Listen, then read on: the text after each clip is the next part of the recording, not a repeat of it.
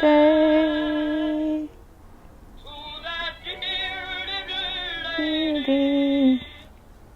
So far away. Yiddishe.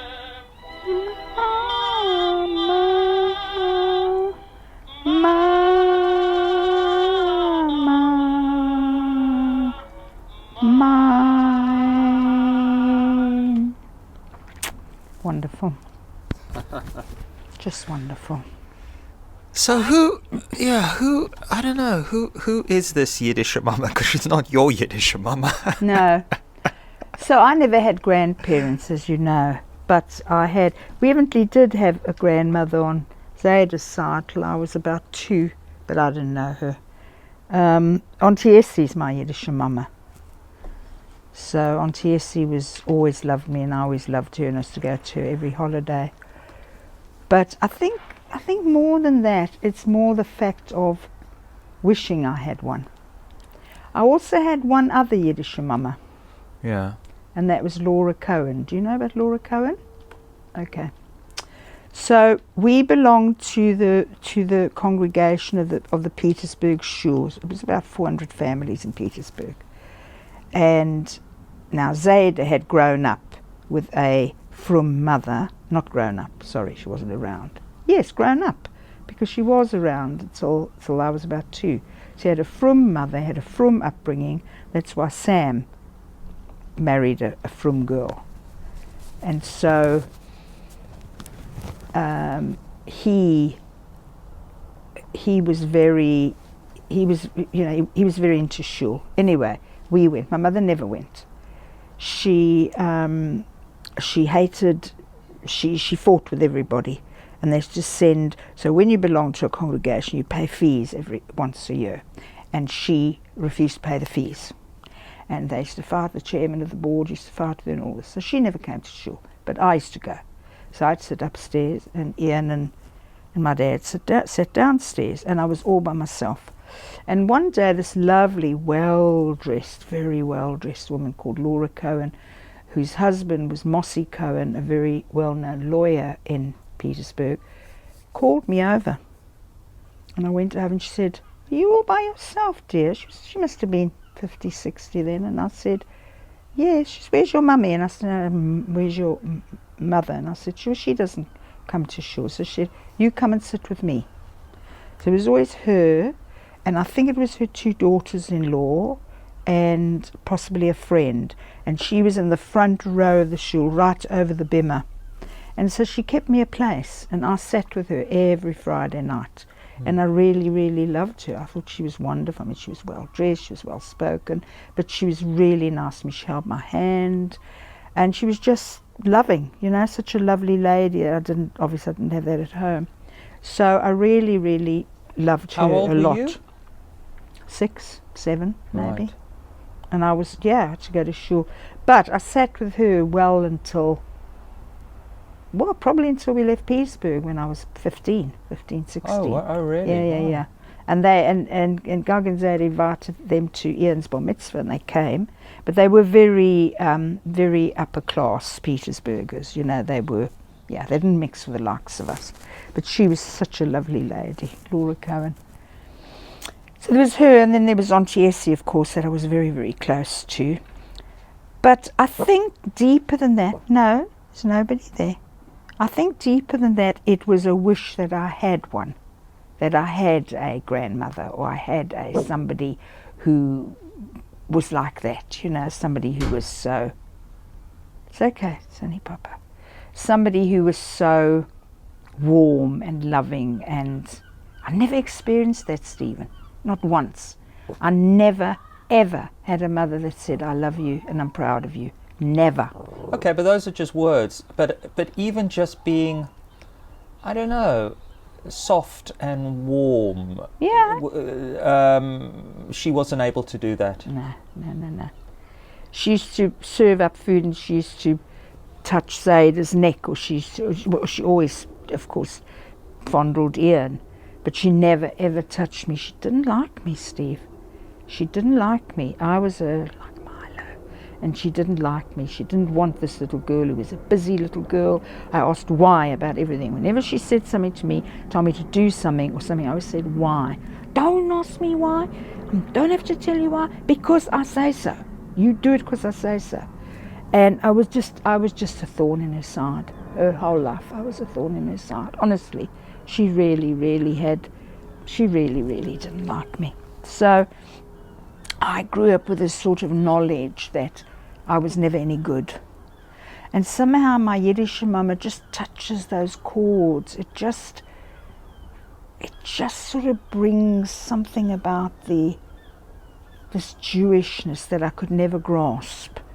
This sort of being Jewish, being proud of being Jewish, and having a Jewish home, a Jewish sort of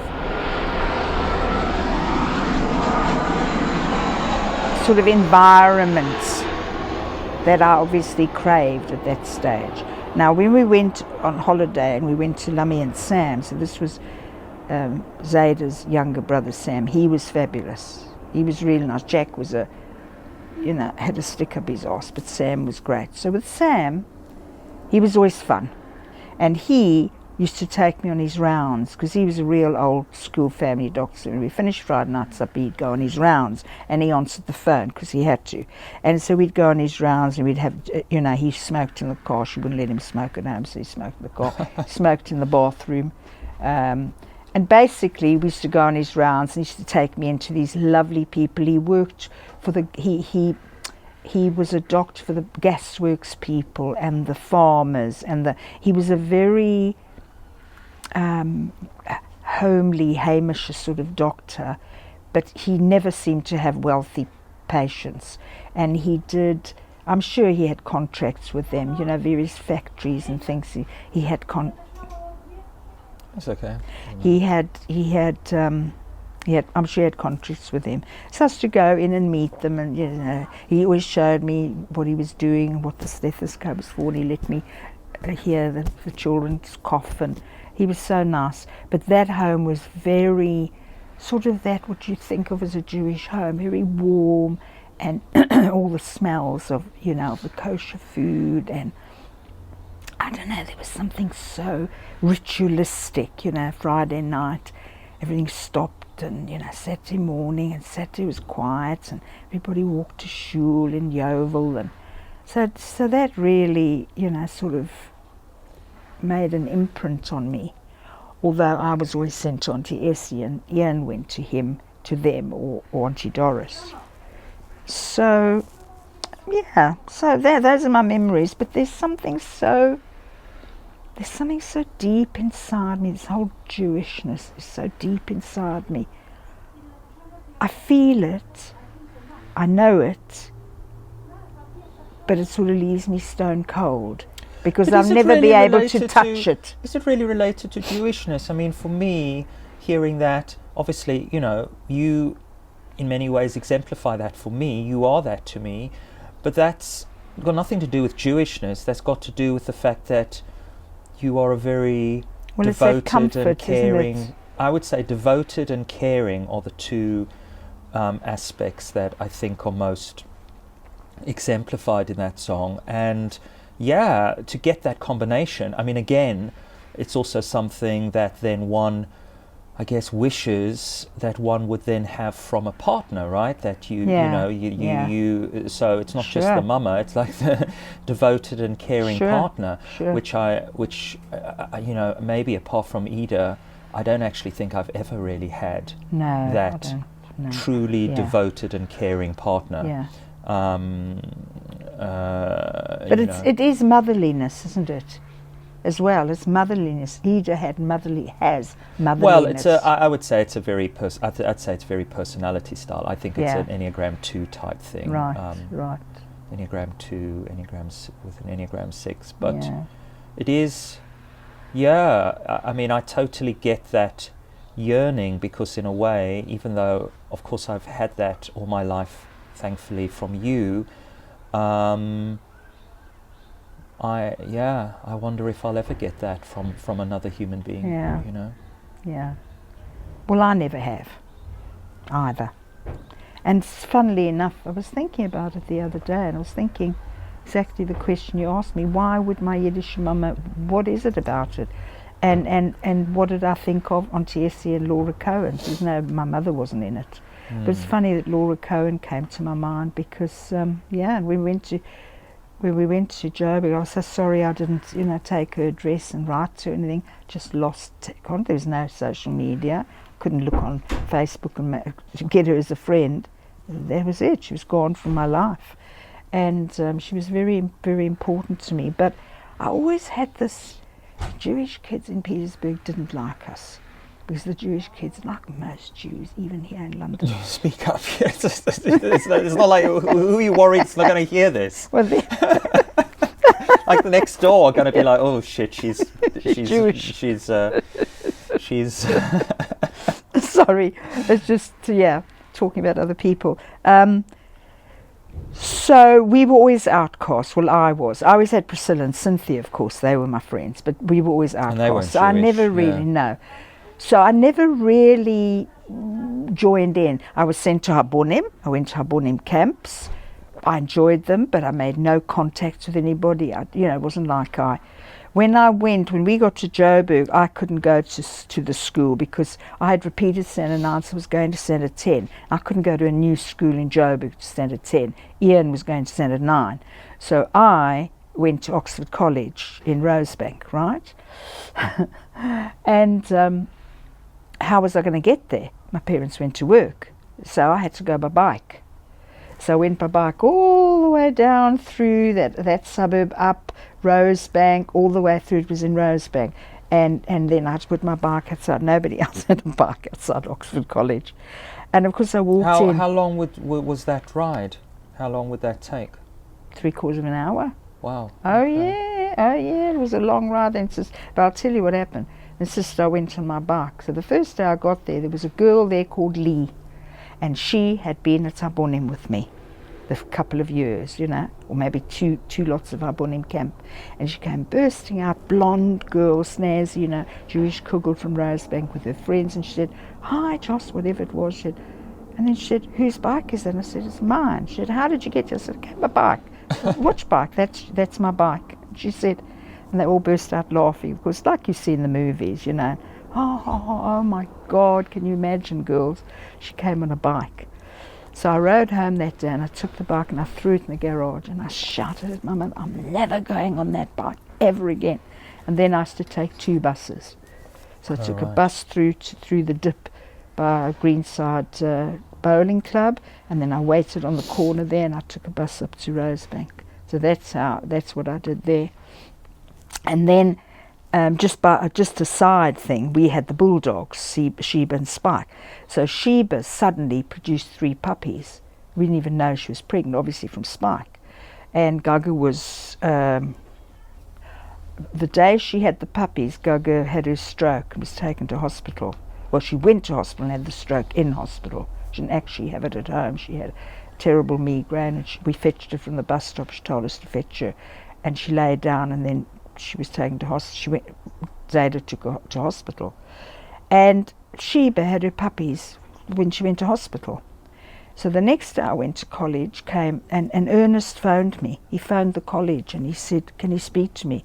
And the college called me and he said, she's Sheba, she killed the 1 puppy. So what do you mean? She put in mouth and she swallowed puppy. Anyway, I got home, the pup, she smothered the puppy. So we dug a hole in the back garden, we did the puppy. Without realizing, because I was only a girl, I was 16, I knew nothing. Without realizing and without any information, bulldogs are the worst mothers, and they don't know how to cut off the cord.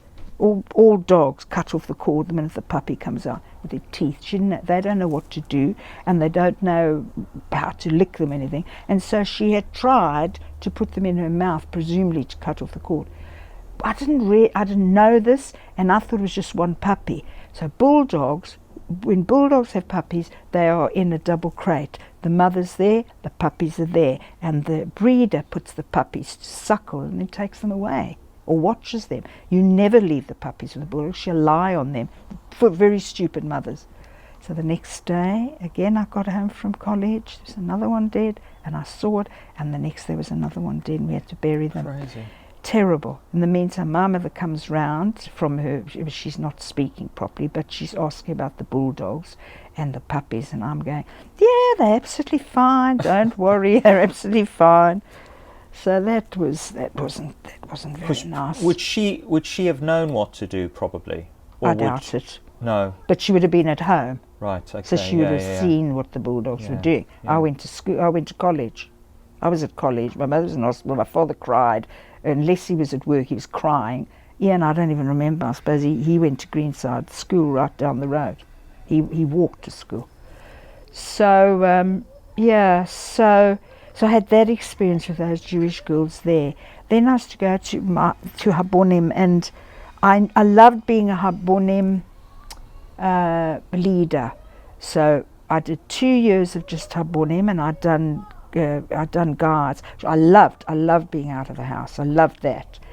But the girls, I was in a tent. I don't even know who the girls were. Probably this Lee was in my tent. They didn't include me with anything. Then I was a leader for the 7-year-old kids for a year. There's a name for it, the person who leads them, and loved that. I had a tent of boys, and they were super sweet. So that I enjoyed, but I had nothing to do with the old girls and boys. So that didn't work. So it wasn't, I was never really attached. The only attachment I ever had was Bournemouth Shul.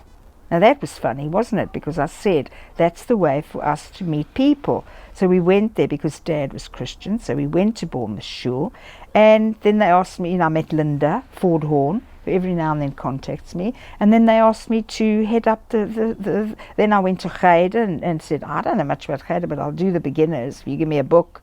And then she said, look, we need somebody to run this. It's growing. And I really felt I belonged there. I was very happy with it.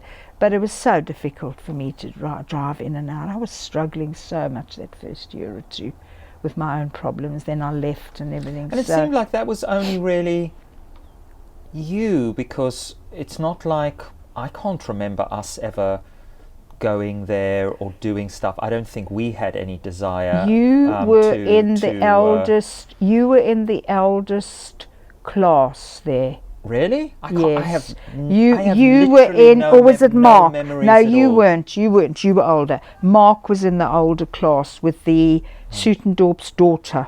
Oh, right, okay. And Mark and a couple of other kids. He was in the older class. But I used to go and just do, see all the classes. There was like 4 classes, 5 classes. We're not talking about a big thing. And Linda was the chairman with, what's that lovely man? It's not long since he died. The one whose family all died in the Holocaust. I can see his face. I'll think about it. Anyway, he was lovely. He was the chairman. She was the vice chairman or the treasurer. Lovely, lovely, lovely man. Him and his wife. They had a couple of kids, but he basically lost all his family, lovely man. But you didn't have a lot. We used to go for Rosh Hashanah and Yom Kippurs and things. And Pesach. Do you remember Pesach with the long tables in the hall? We all sat and had Pesach. What there? You don't remember that at all? I really can't remember. I think you were struggling in your own self so much, Steve. I was really not interested in anything. I mean, that was just another community where I didn't feel particularly welcome. Or no, that's the only place. But when I look back, I realised that Dad and I were a what's it called? A hot spot of the day, was it? Because we had come from South Africa where there was trouble there. We'd emigrated because of it. Dad was Christian, I was Jewish, Dad was British, and so we had many invites to dinner parties. Linda Ford Horn, there was that girl across the road from Shul, and there was that girl with the long black hair, wealthy, beautiful. They had this beautiful staircase, their beautiful home, so we did that a lot, and there was a lot. They were very intrigued by Dad and I. That I remember. And I also remember my 39th birthday. Do you remember my 39th birthday, Stephen? Right, so when I got to 39, because we emigrated when I was 38. Yes, 38. So my 39th birthday, I decided to have a party because I never had a birthday party as a kid, never. So I said, I'm going to have a party. So I invited the people from Shul, and they came out to Verwood. You don't remember that night? No? They came out to Verwood, and Linda Fordhorn and the girls made me a big teddy bear cake. I loved that birthday. It was my only birthday I had, so that was fun. Mark went round giving out the drinks and everything. Maybe you upstairs, probably. So that I enjoyed. And then, yeah, I left and said goodbye, nothing. I stopped being the principal. I said, I can't do it. I've got to work at school and all the rest. Very tough years for all of us, that was. But anyway, so now, something about... Yeah. Because it's just because you mentioned the Holocaust, it made me think of the fact that, you told me a few weeks ago that you mainly listen to Holocaust books. Yeah. And I said to you, well, why that genre? What is it about that genre that you enjoy? Yeah, I thought about it. Listening to those stories. It touches me. They touch me so deeply. There's something about each and every one. They're all true stories, or most of them are. There's something about them that absolutely just touch my soul, and I don't know what else to say. They touch my soul, just like my Yiddishe mama. My Yiddishe mama, what I've told you about, is so futile. There's a few things here and there, maybe Auntie Essie, maybe this, maybe that. But whenever I've heard that, I just feel my heart's going to crumble inside me. And these books are, I'm listening to a fantastic one now called Paris Daughter. But I'll just read some of the things that, the things on my library. So the Paris Daughter, The Secret Hotel in Berlin, The German Daughter, The Spice Maker's Secret, that was an Indian story. The Sicilian Secret, The Woman, no, that's not. Do the Birds Still Sing in Hell? The Gold Letter was fantastic. My Name is Eva, The Photograph, The Keeper of Hidden Books, The German Mother. And all of them, okay, at the moment, because of my memory now, they all just blur into one. But I'm just finishing. Do you think there's something about, because I guess the Holocaust story is kind of like, these people who were not really seen as, having much worth, because the Jews were obviously seen as kind of worthless, therefore they had to be exterminated. I wonder if that maybe touches in with just your own experience, because it seems like you kind of grew up feeling fairly worthless, and maybe you resonate with that sense of struggle, or that sense of being mistreated for being not being seen as worthy. That's possible, but for me, I think more than that, it's the fact that they are the real Jews to me. The ones in the shtetls, the ones that were in, although some of them were wealthy, etc., they to me were the real Jews, and I feel I'm Jewish. Jews. The authentic, yes. I feel Jewish when I listen to them. Yes, they're not assimilated. They're not, they're not Pauline and these, Sutendorp. Even Sutendorp, he came from Holland, but he was a wannabe. I loved Sutendorp when I first met him. He was Dutch, and he was 41 or something. He wasn't far past my age, and I just thought he was, and even his wife was a nice lady. But there's just something about modern day Jews, something about Jews when I meet them, like you, that grates on my nerves. They grate on my nerves because they are not genuine. They're not genuine. And also my brother, is so disingenuous. They'll sit in the shul on a Saturday and they'll cheat you of money on a Sunday. I just can't stand that. And there's just something about these stories. I just can feel them, the pain and the hurt and what they did, where they hid their children, where they hid, what they did to survive and to become known, And in that way, and in only that way, I can understand what Netanyahu's doing. I can understand Israel. Hate Israel. Hate the Israelis. I hate Israelis. They are absolutely horrible people. But if there's one thing I get is that, he will not stop. He will not stop until he's obliterated. And they did take 100 and something of his people, and and the Jews said, never again after the Holocaust. We will never But let I mean, this what happen Netanyahu's again. doing now is, of course, as bad as what was done to the Jews in the Second World War in terms Absolutely. of actually Of course he is. just Yeah. killing And maybe there's something, hurting and, I know, maybe there's something deep down inside them that is taking retribution. Who knows? And I think what they're doing to the girls and children, etc., is absolutely terrible. It breaks my heart.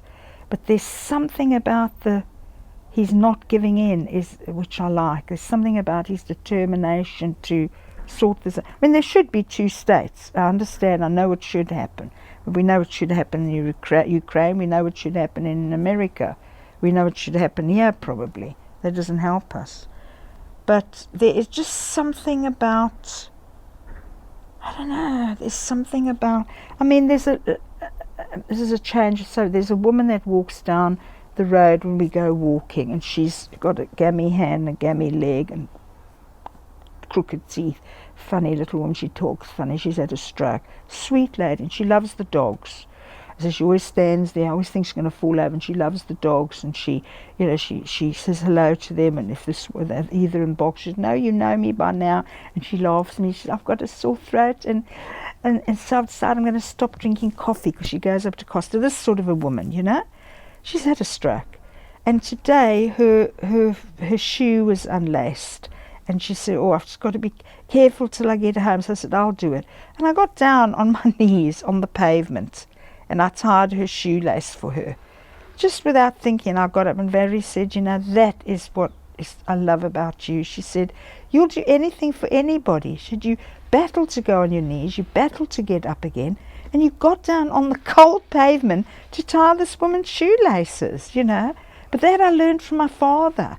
That was Zeyde. Zeyde would give anything to anybody. And that to me is humaneness. That to me is how we should be in this world. And we aren't. People aren't like that. And nobody will do that for me. I know that. Nobody will do that for me.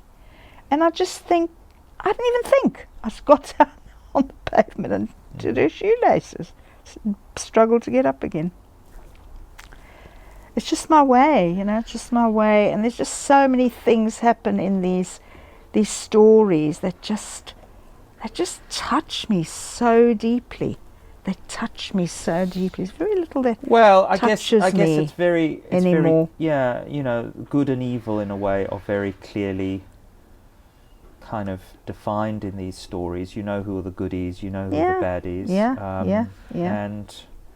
And I know it's a story, and I know there. Did you know that I met a Holocaust survivor? Did I ever tell you? I met a Holocaust survivor in Kenya. Oh, really? Okay. So we were lining up. We were going to the airport to come back here the last night.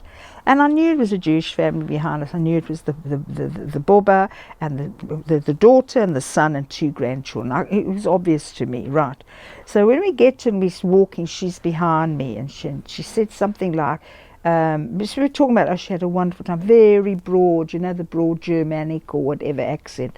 And she said, they had a wonderful time, and her children have brought them. I said, "That's fantastic." And she said, "I was in the Holocaust. And I wrote a book." Why would she just say that? Well, she's probably going a bit Zuzar, She was in her 80s. She couldn't have been my age. Yeah. And I said, "That's incredible. I often listen to Holocaust books, as I'm Jewish as well." She said, "Oh, are you?" She said, "Yes, my name is, told me my name, and I was the little girl in the story. You go and get it. And she says to her grandson, "Simon, haven't you got," whatever his name was, Herman, haven't you got a book you can give this lady? One of my books. And he says, "Bob, I haven't at the moment. I'll have a look." And he looks. I'm sure he didn't have one. He had one, but he didn't. I haven't got one at the moment. And he wrote down on a piece of paper the title of the book, and I listened to it, and I can't remember what it was now. I can't remember what it was. But so she was an actual Holocaust survivor, and I was so moved. I put my arms around her and I said, that is incredible, and of course I'll read your book, and that is so touching, and Jesus Christ. And then little things touch me, like when the Ukraine was first invaded, and they were carrying this pregnant woman in labour out of the hospital in the middle of a bomb blast. And then they helped these two old people. And the woman turned around crying, and she said, we survived the Holocaust for this. We survived the Holocaust. We survived, she kept saying, we survived the Holocaust. And the reporter said, how old is she? Something like 93 or something. And we came home, and now again, this is happening. We survived the Holocaust. And I was in bits. It's just these things that just touch me so deeply, Well, that could be my age, Stephen. That could just be age. Well, it's age, but it's also, you've got a very... Could be my age. Big heart. I don't know. I don't know what's happened to me in the last 5 years, but none of this touches me. I just feel like it's... I feel maybe it's because I just feel like I'm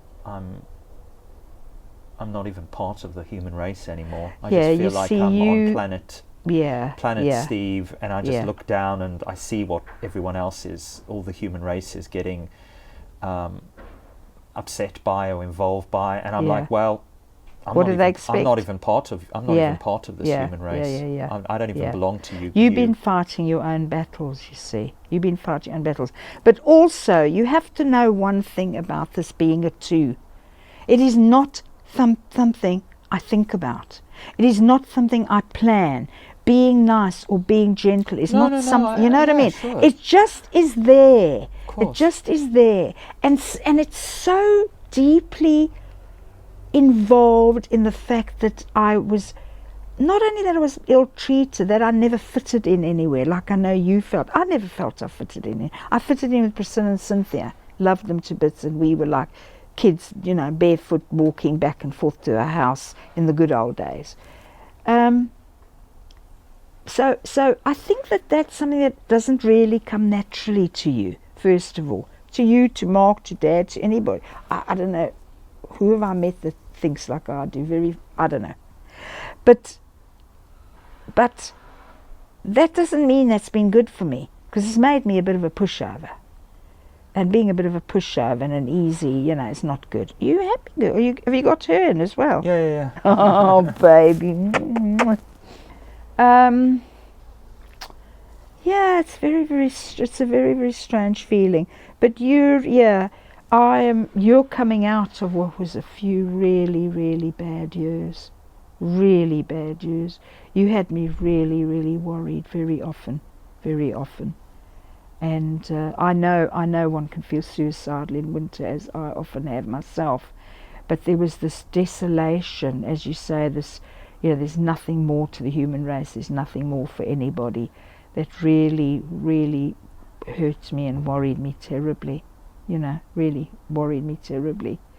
And I do feel deep, very deep inside me that, you will meet a soul person. You will meet somebody.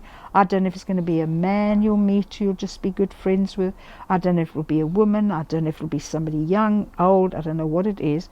And somebody that you will want to see more than once and be with, and they'll want to be with you in whatever form it takes. I don't know what form that's going to be. I have no idea.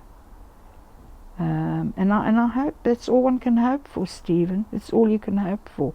I don't believe in any of that anymore. I don't even believe that I made very many really good contacts. Where are they now? Where am I now? But at the age of 50, 53, 54 you'll be, you know, I truly, truly, truly believe that there's somebody out there. Valerie's brother is very, very quiet, a real hermit, who was a DJ. He met this, he's got this friend Brian, they were at the post office together, Royal Mail, 30 years, 40 years. He retired like 5 years ago. This guy's still going strong. I think he's going to be 68. Both of them are going to be 68, and he might be 70. And they like music, and they just go out for a meal once or twice a week, and you know, he goes to the quiz at the up at the pub, and you know, that's his life. But that's someone he knows in real life. I mean, the problem nowadays is it's all just so virtual. I mean, I have this friend Rob, but like, what does that even mean? You know, he doesn't really want to speak to me face to face or on the phone. So is he the one in America? Yeah. So you know, he'll send me the odd. He'll send me me the odd message. I'll send him the odd message. It's all virtual, and I know everything's now just this virtual. I know. You know. Just well, I've spoken to you many times, said that you've got caught in a trap, not of your own making. You've been caught in this. It's not a trap. It's like a whirlpool. You know, a hurricane. You know, these tornadoes that do this, and you just got in there, and you're just being thrown around, sort of thing. And it's terrible. And something's got to give, somewhere, somehow. Something's got to give. They're stopping teens from using Instagram, supposedly, and they're talking about no kids having phones at school at all. They'll be searched in the morning. If it works, that's two good things. But you know, Steve, I don't know. It's a horrible world. It really is a horrible world. We have messed it up, and we're leaving it to our kids and grandkids. It's a horrible world. There's very little empathy, there's very little thought for other people. It's just a horrible world. And yeah, you know, we were talking the other day, I don't know who I was talking to, somebody in the park, believe it or not, and she was saying that her daughter's just broken up with a boyfriend, and she's heartbroken, and how nothing substantial anymore. She says they meet online, they go out, she says, and they've known each other maybe 4 or 5 months, and he was talking about marriage. I said the same happened to my son. And she said they were, you know, they're supposedly in love, and then boom, finished. I said, my daughter, she won't come out of her room, she won't do anything. I said, how old is she? I think she's 32 or 34. But it's a big woman, so I think the daughter's probably big. White woman, big woman. Presuming the daughter's the same size. It's not a good thing. But anyway, does that sort of help a lot with the Yiddishe mama? Yeah, that's good. I think that was a good. No, We got some disappointing. some good stuff there. I enjoyed that. Yeah. Yeah, my Yiddishe mama. All right. Nice. Good.